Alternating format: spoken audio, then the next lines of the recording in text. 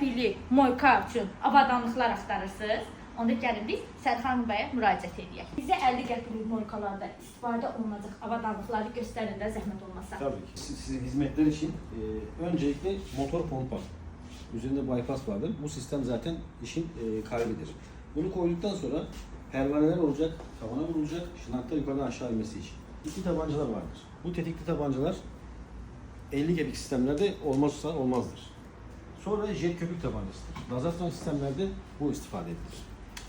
Bunu kullanmak için sisteminizin de unik olması lazım. Yani balon sistemi değil.